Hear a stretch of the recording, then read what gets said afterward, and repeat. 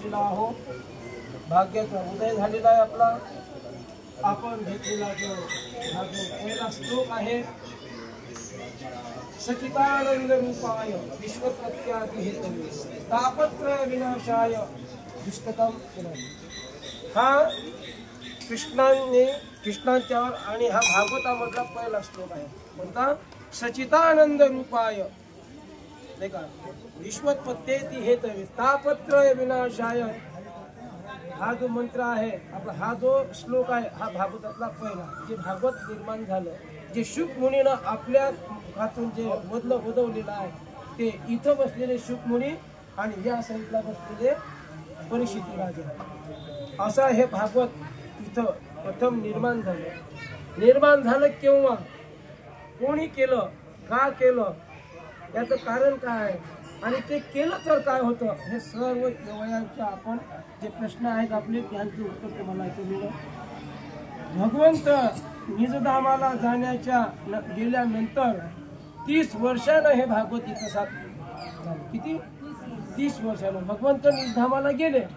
त्यानंतर त्या पांडवांचा जो वंशज होता परीक्षिती, त्याला राज्याचा भाग सोपवून दिला आणि ते निजधामाला निघून गेले. आणि मग हे 30 वर्षांनी का इथं भागवत निर्माण झालं, 30 वर्षानं का केलं, तर याचं कारण एक आहे. परीक्षिती हा सुभद्रेच्या नाही का अभिमन्यूचा मुलगा परीक्षिती. आणि झालं काय, सर्व भगवंताला जो श्राप होता 36 कोटी 56 कोटी जे पांडव आहेत, तो श्राप होता का तुझे नष्ट होतील. हा कोणी श्राप दिला होता? हा कुंतीने दिला, आपला गांधारीने दिला होता. कोण? गांधारीने दिला होता. का तुझं हे तू माझे मुलं जसे मारले तसा तुझा कुळ संपन्न होईल, एकही कुळात वाचणार नाही, असा श्राप दिला होता. मग हे झालं, त्यानं भगवंताने तो स्वीकार केला, आनंदाने स्वीकार केला. त्यानंतर मग जो अभिमन्यूचा मुलगा सुभद्रेच्या पोटामध्ये वाढत असताना त्यावर नाही नाही नाही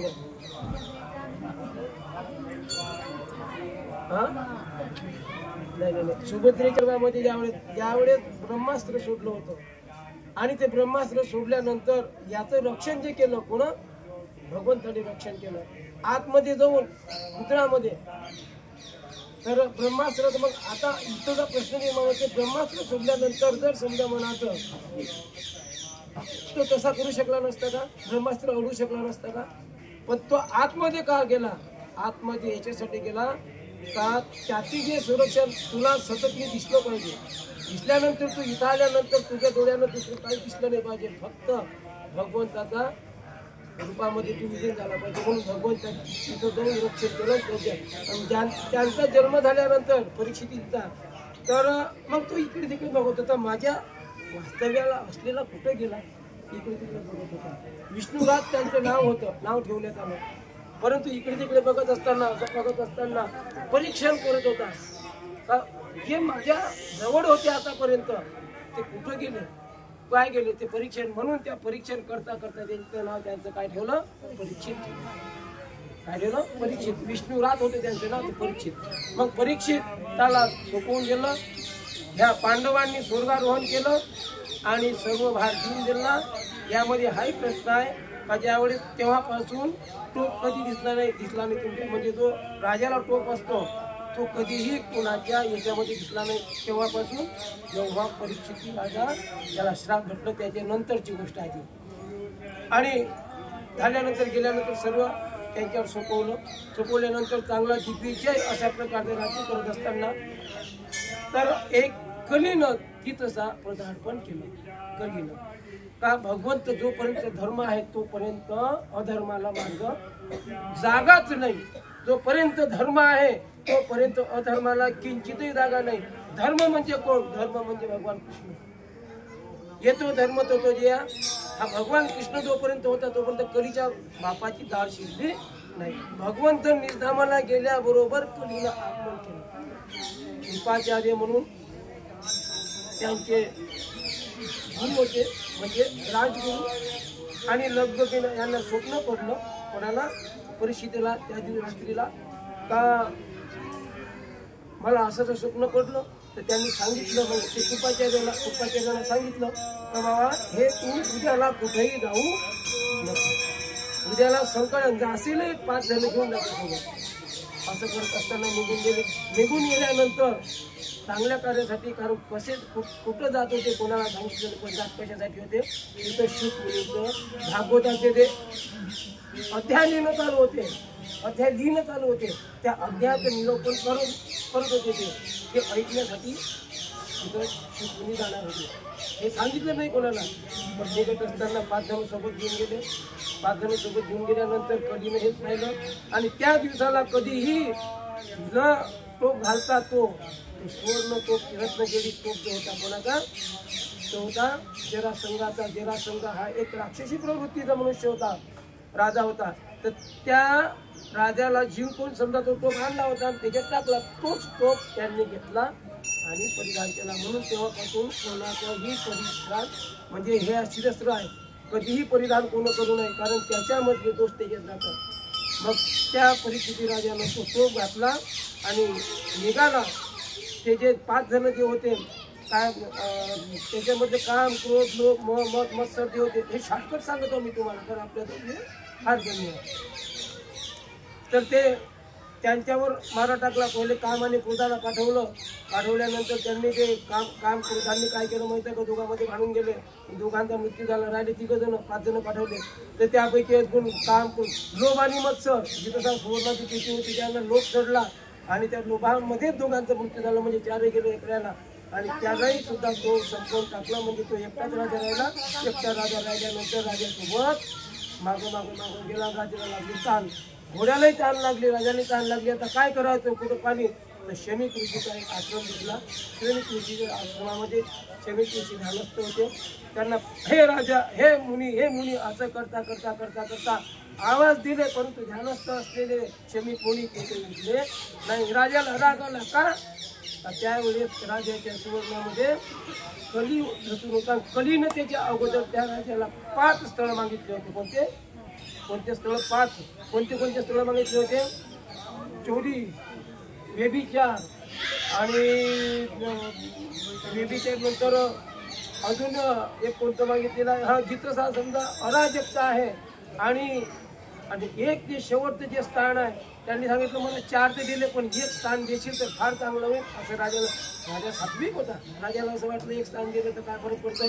तर राजानं सांगितलं चल माग तुला कोणतं स्थळ पाहिजे. त्यांनी मागितलं सुवर्णाचं स्थळ मागितल्याबरोबर, आणि मग ते सुवर्णाचं टोप घालून गेला. तोच टोप त्या टोपामध्ये तो कली धसला. मग शमीक मुनीनं पाणी न दिल्यामुळे राग आला राजाला. कधी राग येत नव्हता, तो सुवर्णाचा टोप घातल्यामुळे राग आला. आणि राजानं त्याला काय केलं माहिती आहे का, काही ना काही तिथे जे साप करून होता ते दिला. तो त्या राजानं घेतला, जोडीच्याला उचलला आणि तो गळ्यामध्ये टाकला. हे त्या शृंगी, त्यांचा मुलगा शृंगी ऋषीच्या मित्रानं बघितलं. आणि मित्रानं बघितल्यानंतर धावत गेला आणि सांगितलं हे आंघोळ करत होती नदीमध्ये. जशी आंघोळ करत असताना त्याला सांगितलं शृंगीला, तुझ्या बाबाच्या गळ्यामध्ये मेलेला साप कोणतरी टाकला. त्यानं विचार केला नाही. शृंगीनं जिथं आंघोळ करत होता तिथंच पाणी घेतलं हातावर आणि मंत्रित केलं. आणि मंत्रित करून तर्पण केलं, ज्यानं कोण माझ्या वडिलाच्या गळ्यामध्ये साप टाकला असेल मेलेला, त्याचा मृत्यू तक्षक नावाच्या सापानं 7 दिवसामध्ये होईल. श्राप देऊन टाकला. आणि असं श्राप दिल्यानंतर राजाला मग मुनी उठल्यानंतर मुलानं सांगितलं शृंगीनं, पिताजी असं आलं, तुमच्या गळ्यामध्ये तो साप टाकला होता, त्याला मी श्राप देऊन टाकला. बापानं ध्यान केलं, कोण आहे, परिचिती राजा होईल आणि तोही कृष्णाचा म्हणजे पांडवांचा अंशच आहे. आणि एवढा दिग्विजय राजा असलेला सांगितल्यानंतर काय केलं असं करायला पाहिजे ना. तो अरे जो अन्न देतो उदराशी शरीर पोचणे लागे त्याशी सर्व शरीर सर्वांचं पोचतोय, तो त्याला पुस्तक पिऊन टाकला. मग काय का तू परंतु 4 बातें होती हैं. बोल जुबान से, तीर कमान से, है का, और 3 बातें होती है। तीर कमान से बीता हुआ समय कभी वापस नहीं आता। दिलेला शब्द जसा तुम्ही टाकल्याबरोबर तो वापस येत नाही, तसा ज्यानं दिलेला श्राप कधी वापस येत नाही। म्हणून आता काय करू पिताजी म्हणून सांगितलं। त्यांनी सांगितलं तुला आता काहीच नाही, जाय राजाच्या शरण जाय, राजाला माफी माग। राजाला माफी मागितली। राजा जेव्हा मग ती करून ते गेला घरी। घरी गेल्यानंतर आरती वाळायला पत्नी येते। आल्यानंतर त्यांनी अशी आरती वाढली। राजानं 10 दिशा फेकून दिली आरती। कधी राग येत नव्हता, कधी राग येत नव्हता त्या परिस्थिती राजाला, कधीच राग नाही आला। त्या दिवशी आरती फेकून दिली। ते काय हो, जसा तो पाळून खाली ठेवला तसंच त्यांना वाटलं होतं आरती आपण झोप काढली आणि आपण ऋषीच्या गळ्यामध्ये साप टाकला, हे कसं घडलं। मग तेव्हा त्याच वेळेस त्यांनी त्यांचं जायचं क्षमा मागायची हे ठरवलं। पण त्या क्षणामध्ये शृंगी मुली तिथे आले आणि त्यांनी माफी मागितली। राजन, माझ्याच्यानं जी चुकी झाली ती तुम्ही आता मान्य करतो, परंतु ती मागत घेऊ शकत नाही। पण आता मी एक फक्त उपाय सांगतो तुला, मी मागं नाही घेऊ शकत माझा श्राप, त्याला कमी करू शकतो, फक्त मागं घेऊ शकत नाही। काय कर का, मी दिलेला श्राप हा अटळ आहे, हा टळत नाही। 7 दिवसात मृत्यू तुझा होणे आहे म्हणजे आहे, बस ठरलं। मग आता याच्यावर सोल्युशन म्हणजे तू एक कर, काय कर का, तू एक सत्र ठेव 7 दिवसाचं। त्या 7 दिवसामध्ये तुला जे करशील तू 7 दिवसामध्ये, 7 दिवस तुझ्याकडे आहेत। तुझ्या देहाचा उद्धार करायचा असेल तर 7 दिवस तुझ्याकडे आहेत, बस एवढं सांगितलं। 7 दिवस तुझ्याकडे आहेत, 7 दिवसामध्ये काय कर। मग त्यांना सर्व ऋषीमुनी गोळा केले, काय करा, काय केलं म्हणजे माझा उद्धार होईल। त्यावेळी ऋषीला तिथं सर्व मैत्री ऋषी झाले, तिथं पुन्हा आणखी वशिष्ठ ऋषी, सर्व ऋषी तिथं बसले आणि सांगितलं एकमेकाचं नाही का, यांनी सांगितलं त्यांचं ते हे करत होते। सांगत असताना काही एकाने सांगितलं काही नाही, या आता कलियुग सुरू झाला तेव्हापासून तो कलियुगातील दिवस येते। कलियुग चालू झाला, कलियुगामध्ये करावे कीर्तन तये भेटी नारायण ते भेटी, म्हणजे कलियुगामध्ये करावे कीर्तन तेने नारायण देईल भेटी। म्हणजे कलियुगामध्ये तुला आता एकच करावं लागल, तू आता काहीतरी कर 7 दिवसामध्ये। मग आता हे करत असताना तिकडे व्यास मुनीच्या पोटी मुलगा जन्मलेला 12 वर्षा 14 वर्षानंतरचा तो मुलगा लगबगीनं येत असताना मुलगा एकादमानं आईच्या उदरातून तेवढ्या वर्षाचा जन्म लागतो, म्हणजे तो गर्भ 12 वर्षापर्यंत त्याला 13 वर्ष 14 वर्ष तो गर्भ त्याला ते काही एकदम निघाले। जात असताना वडिलांनी म्हटलं, हे बेटा कुठं चालला, थांब जरा। हे वनचरांनी सर्वांनी आवाज दिला, पण त्या ऋषीनं मागं घेऊन प्यायला नाही। आणि जसे निघाले लगबगीने यायचं ते लगबगी येत असताना कुठे जायचं आहे आपल्याला, परीक्षित राजाचा उद्धार करायचा। आणि परीक्षित राजाच्या त्यामध्ये गेले, ती पूर्ण सभा बसून होती। तेवढ्यामध्ये ऋषीमुनी आले, विराजमान झाले आणि सांगितलं, त्याला प्रश्न विचारला आणि माझा भाग्याचा उदय कसा होईल मला तुम्ही सांगा, आणि माझं जे काही आहे नाही का, माझ्यामुळं जे काही पाप झालं असेल ते नष्ट होईल, माझा उद्धार हो 7 दिवसामध्ये कसा होईल। परीक्षित राजाला जेव्हा सांगितलं, परीक्षित राजाला बाई इकडे तिकडे फिरवलं सर्व परीक्षित राजाला सांगितलं। मग परीक्षित राजाला सांगितल्यानंतर काय सांगितलं का, तुझा उद्धार होईल, परंतु आता तुला जे माझ्या बापानं जे भागवत लिहिलेलं आहे, कोणीला भागवत भागवती कोण, व्यास मुनींनी जे भागवत लिहिलेलं आहे, त्या भागवतामध्ये तू 7 दिवस जर ऐकशील तर तुझा अवश्य उद्धार झाल्याशिवाय राहणार नाही। म्हणून 7 दिवसच का निवडलं आपले, म्हणजे हप्त्याचे 7 दिवस, सप्त्याचे 7 दिवस आहे। जर आपण जर पाहिलं तर रविवार, सोमवार, मंगळवार, बुधवार, गुरुवार, शुक्रवार आणि शनिवार 7 दिवस आहेत सर्वांच्यासाठी आणि त्यांच्यासाठी सुद्धा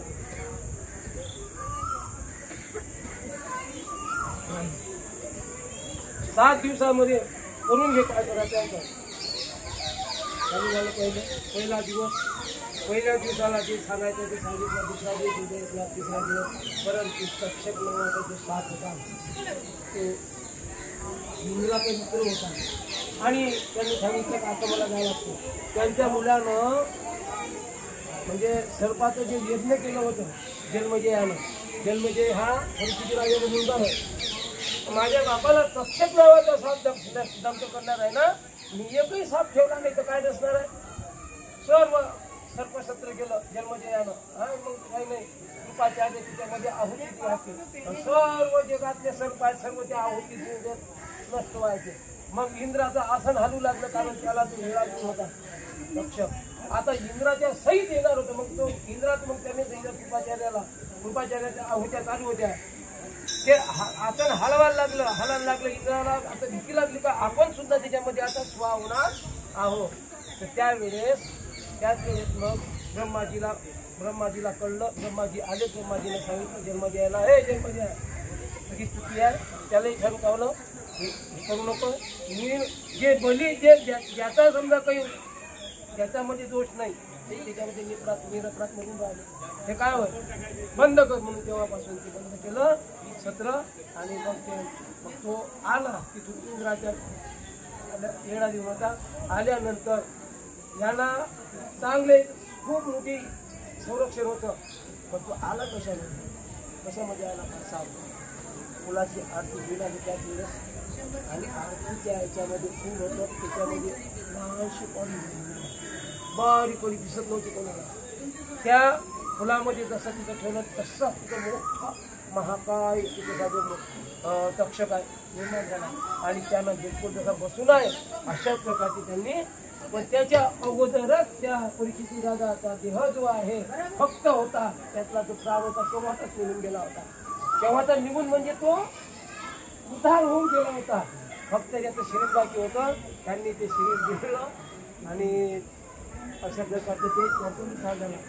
आता त्यांच्याकडे 7 दिवस होते. आपल्याकडे किती दिवस आहेत? आपल्याकडे 7 दिवस आहेत. सप्त्याचे 7 हे त्यांच्यासाठी मला सांगितलं आपलं. जशी त्यांच्यासाठी 7 दिवस होते त्याचा काय झाला आपल्यासाठी सुद्धा किती दिवस आहे? 7 दिवस. आपला उद्धार व्हाव असं वाटत नाही. हे कशासाठी करतो आपण? बरोबर आहे ना, पायासाठी करत आहोत का? जे हे याच्यासाठी करत आहोत आपण, काही आपल्या 7 दिवसामधला शेवटचा दिवस जो असतो ते गोड झाला नाही का? शेवटचा दिवस गोड व्हाव असं तुम्हाला वाटत असेल ना, तर तुम्हाला जसं परीक्षिती राजानं केलं तसं आपल्याला करावं लागेल. आणि नवे 7 दिवसाची गरज नाही, एका दिवसाची गरज नाही. एक क्षण राहिला खटवांग करायची भाग्यदशा त्याची प्राप्त झाली. एका क्षणामध्ये त्यानं भाग्य एक क्षण बघतो. तुमच्याकडे तर 7 दिवस आहेत सप्ताहाचे. 7 दिवसामध्ये तुम्हाला हे जे कार्य आहे जे आपण करतो ते फक्त कर्म म्हणून. मला मग अशी असं जाणवलं त्या ठिकाणी जेवण केलं ना, त्या ठिकाणी असं जाणवलं का जे आपल्या पंगतीचे पान उचलावं आपण ही पद्धत आहे, पण आपलं पान जर दुसऱ्याला उचलं तर त्याचं पुण्य त्याला गेलं. हे पुण्य कुठून भेटायला पाहिजे आपल्याला, कुठून मिळतं, कुठं शोध करावा लागतो. सेवा तशी नाही भेटत, शोध करावा लागतो आपल्याला पुण्य कुठून अर्जित होईल. त्या पुढीनं झाडणं हाती घेतलं, तुम्ही पोत्या घेतला, हे वय तीर्थ. हे तीर्थाचं नाव आहे. नुसते पाहणे म्हणजे तीर्थ नाही, हे तीर्थ आहे. जिथं गेल्यानंतर फक्त सेवा करायची, हे तीर्थ, त्याला सेवा झाली तो तिथे तीर्थाचं झालं. तो म्हणत असेल समजा म्हणून मी तुमच्यावर का बावरतो, मला राग नाही येत तुमचा, मला तुमच्या बुद्धीची कीव येते, राग नाही येत तुमचा. का आपण एवढा मोठा पैसा देऊन इतर फिरून राहिलो, आपण भ्रमण करून राहिलो, कशासाठी? फक्त आपल्या मनाला चांगलं वाटावं म्हणून नाही, याचा उद्धार झाला पाहिजे ना. तर ही सेवा अशी आहे का आपण जिथं जिथं जाऊ तिथं थोडंसं काहीतरी सेवा, कुठे जिथं गेलो तिथं सेवा करायची. बिना सेवेनं प्रसाद सुद्धा खायचा नाही. सांगतोय तुम्हाला, त्याचं अन्न खाल तर मी सहजासहजी मी कुठे गेलो तर अन्न खात नाही. का त्याच्या घरी जर आपण अन्न खाल्लं तर फेल करून द्यावं लागते. भगवंताच्या घरी जर अन्न खाल्लं तर ते फेल करून द्यावं लागते. काल्यामधलं अन्न खाल्लं तर फेल करून द्यावं लागते. काल्याचं अन्न तोपर्यंत 7 दिवस खात नाही, ऐकत नाही तुम्ही, तोपर्यंत तुम्हाला अन्न खाण्याचं तिथलं प्रसाद देण्याचा अधिकार नाही. आणि 7 दिवस ऐकल्यानंतर तुमचा पूर्णपणे अधिकार नाही खाण्याचा. जो म्हणत असेल 7 दिवस ऐकल्याने 8व्या दिवशी द्या खाला भेटलं नाही तुला, पण 108 वेळा तुला बदलून आपण तेव्हा तुझा फल येतो. त्याचं म्हणून द्यावं लागतं कोणात. म्हणून तुम्हाला सांगतो की आपण इथं थोडी सेवा पहिलं करायची. कोणाच्या एकमेकाच्या काळ्या नाही करायच्या. तीर्थामध्ये असं आहे, तीर्थात महत्त्व सांगतो तुम्हाला. नदीची आपली गंगा नदी आहे, गंगा नदीमध्ये आंघोळ करायची असते, फक्त कपडे धुवायचे नसतात, थुंकायचे नसते, तिथं साबण लावून आंघोळ करायची नसते, कपडे त्यामध्ये पिळायचे नसतात, निर्वस्त्र आंघोळ करायची नसते. भगवान कृष्णाला का गोपिकांची वस्त्र हरण केलं होतं, आपलं वस्त्र लपवली होती, हरण केलं होतं, काय कारण आहे? तो देव होता, तर जे म्हणजे पुरे त्रैलोक्याचा राजा होता तो. मग त्यानं काय कारण आहे त्याच्यामध्ये? कारण त्या 7-7 वर्ष त्या नदीमध्ये निर्वस्त्र आंघोळ करत होत्या. भगवंताला त्याला असं वाटलं अशीच सवय पडत, आता याच्यावर काहीतरी सोल्युशन काढा. कळंबाच्या झाडावर गेल्या, वस्त्र लपवले, नेले कळंबा, मग पाहायचं कुठे गेले कपडे, कुठे गेले कपडे, पाहिले मग इकडे पाहिजे तिकडे नदीच्या बाहेर ते निघू शकत नाही, निर्वस्त्र आणि तो दिसला की तुला कळंबाच्या झाडावर बासरी घेऊन देणारे कृष्णा काऊन असा करतो, काय करतो? म्हणजे तुमचं चुकलं नाही का? काय चुकलं? निर्वस्त्र आंघोळ नदीमध्ये करायची नाही, माफी मागतो. मला माफी मागून काय करता तुम्ही? तुम्हाला मोठ्या संकटाची वाचवते. मग एक त्याच्यावर त्यांनी त्यांच्याकडून वजवून घेतलं का त्याच्या पुढे आम्ही करणार नाही, तेव्हापासून नदीमध्ये निर्वस्त्र आंघोळ करणार करायची नाही, कारण त्याच्यामध्ये वास्तव्य असतं म्हणून. आणि म्हणून आपण तीर्थामध्ये जात असताना कोणी कोणाच्या चुकल्या तीर्थामध्ये गेल्यानंतर कोणत्याच प्रकारचा क्लेश मनामध्ये नसायला पाहिजे.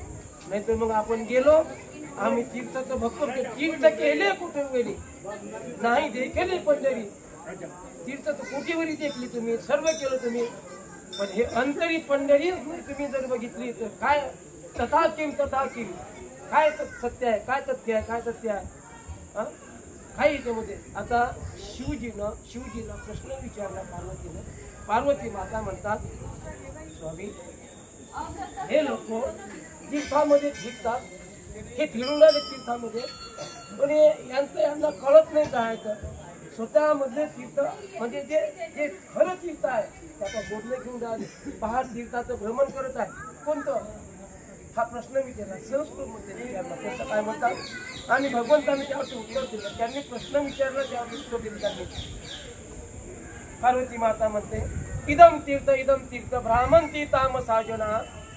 काय म्हणतात? इदम तीर्थ ब्राह्मण तामसा जना आत्मम तीर्थम न जानती कथन शृणु भक्त प्रिय. त्यांनी प्रश्न विचारला का हे असे का करतात काही? शिवजीनं त्याचं प्रश्नाचं उत्तर दिलं, इदम तीर्थ म्हणजे इथं तीर्थ, तिथं तीर्थ, तिथं तीर्थ, इथं तीर्थ जे करणारे लोक आहे. इदम तीर्थ ब्राह्मण तीर्थामता जना, ते भ्रमण करून राहिले इतरत्र इकडे तिकडे. आत्मम तीर्थम न जानती, आत्मम म्हणजे स्वतःचं अंतःकरणातलं जे तीर्थ आहे. तीर्थाचे किती प्रकार आहे? किती प्रकार आहे तीर्थाचे? आपल्याला तीर्थाचे प्रकार माहिती नाही. तीर्थाचे 3 प्रकार आहेत. एक स्थावर तीर्थ म्हणजे हे तीर्थ शुकता, एक जंगम तीर्थ म्हणजे फिरत असलेलं तीर्थ, ते फिरणारं तीर्थ आहे, आणि तिसरं तीर्थ म्हणजे आत्मम तीर्थ, जे तुमच्या अंतःकरणात आहे. हे 3 तीर्थाचे प्रकार आहेत. मग शिवजी म्हणतात आत्मम तीर्थम न जानते कथन शृणु भक्त प्रिय. जे अंतःकरणामध्ये असं तीर्थ जो जाणत नसल तर ते काय कुठेही भटकले तर काय अर्थ आहे? कुठेही गेले तरी त्याला काही अर्थ नाही. म्हणून आत्मम तीर्थम न जानती, जोपर्यंत स्वतःच्या अंतःकरणातलं तीर्थ जाणत नाही ना, तोपर्यंत किती कोटीवर तीर्थ फिरा तुम्ही, काही फायदा नाही. ते तुम्हाला एक पर्यटन झाल्यासारखं स्थळ वाटेल तुम्हाला. म्हणून एक करायचं तीर्थ तुम्हाला करायची आहेत ना, हे तीर्थ पहिले शुद्ध करा. ज्याचा अशुद्ध भाव झाला देव नाही त्याला, त्यामध्ये ह्या देहाचा शुद्ध भाव करायचा नाही का, मग त्याला तीर्थच तीर्थ आहे, सर्व तीर्थ आहे. मग तुम्ही जे कराल ते तीर्थ आहे, जे कार्य कराल तुम्ही कोणतेही कार्य करा ते तीर्थ तुमच्यासाठी. नाही तर तुम्ही किती फिरले, तुम्ही मोठी तीर्थ केले, कारण आपण तीर्थासाठी जातो. कुठं आहे भगवंत हेच माहित नाही, अजून हेच माहित नाही. तीर्थी धोंडा पाणी, तीर्थामध्ये काय आहे आतापर्यंत काय पाहिलं आपण? काय आहे? तीर्थी धोंडा म्हणजे गोटा, पाणी आहे तिथं सांग. मग कुठं देव कुठं आहे? देव रोकडा सज्जन, रोकडा म्हणजे नगदी, सज्जन म्हणजे जंजनांमध्ये. देव कुठं आहे? जंजना. रोकडा म्हणजे नगदी, जंजनांमध्ये आहे. असं आहे. तीर्थामध्ये गेलं तर ज्याला जो गेला त्याच्यासाठी तीर्थामध्ये मोठा म्हणजे मोठा पाणी आहे, आणि जो मनापासून गेला त्याच्यासाठी देव आहे. मनामध्ये देव, प्रत्येकामध्ये देव, देव भगत दिसलं त्याला, प्रत्येकामध्ये देव जो पाहिल त्याच्यासाठी तर तीर्थ आहे. प्रत्येकामध्ये जो देव पाहिल, कारण मी म्हणत नाही, कबीर महाराज म्हणा काय म्हणतात, तेरा साई तुझमें है बहुपुण्य का कस्तुरी का हिरण को फिर जोडेगा. अरे तुझा ईश्वर तुझ्यापाशी आहे. जसा त्या कस्तुरीच्या हिरणाच्या बिंबीमध्ये कस्तुरी असते, पण त्याचा सुगंध त्याला येत नाही.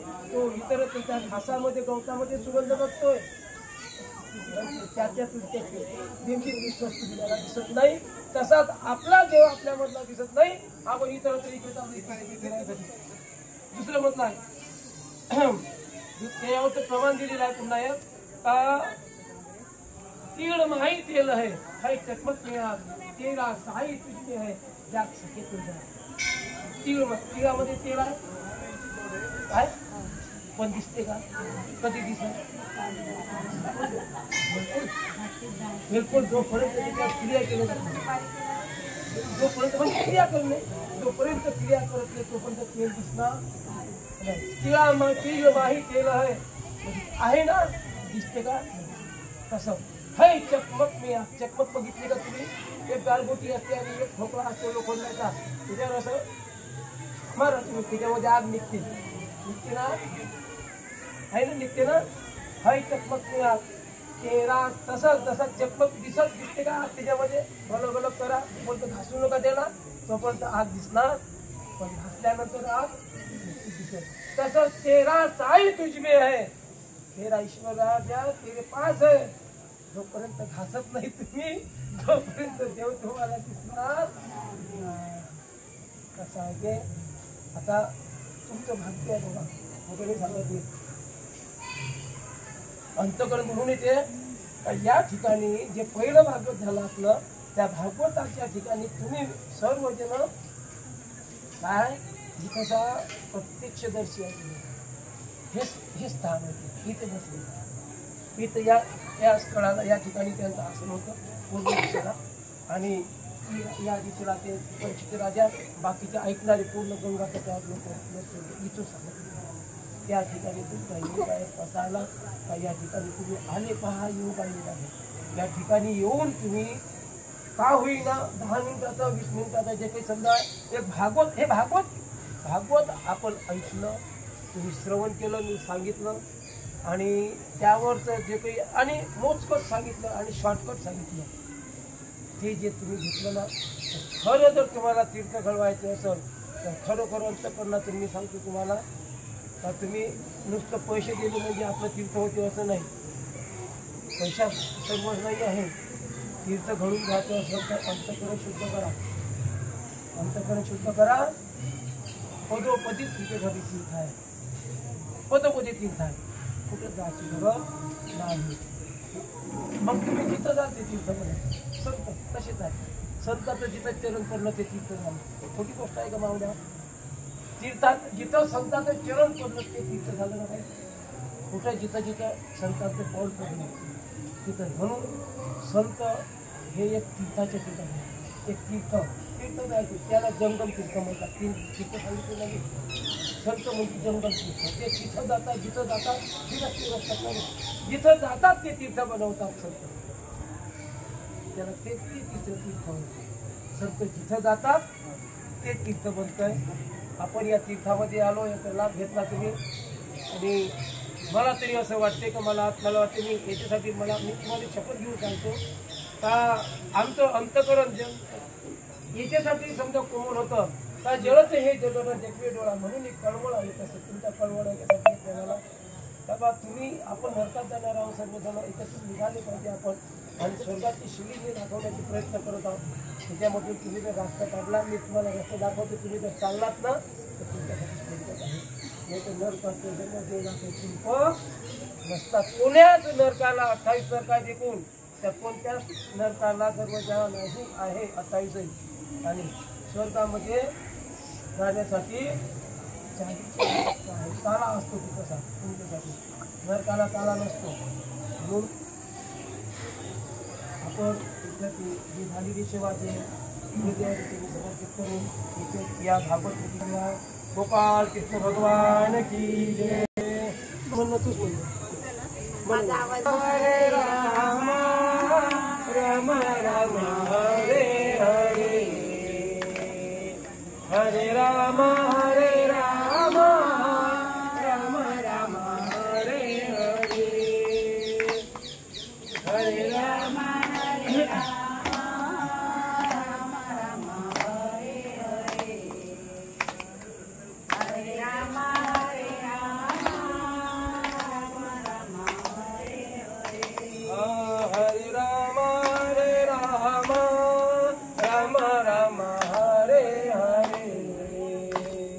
Hare Krishna, Krishna Krishna, Hare Hare, Hare Rama, Rama Hare Hare, Hare Krishna, Krishna Krishna, Hare Hare, Hare Rama, Rama Hare Krishna, Krishna Hare Krishna, Hare Rama, Krishna Rama Rama Hare Hare, Hare Rama, Rama Hare Hare. बोला एक बार बोला. हरे राम हरे हरे, बोला. हरे राम हरे राम हरे हरे, हरे कृष्णा कृष्णा कृष्णा हरे हरे, हरे राम हरे कृष्णा कृष्णा हरे कृष्णा कृष्णा कृष्णा हरे हरे, हरे राम राम हरे हरे, हरे कृष्णा कृष्णा कृष्णा हरे हरे, हरे राम हरे हरे, हरे कृष्णा कृष्णा कृष्णा हरे हरे. गोपाल कृष्ण भगवान की जय. भोले बाबा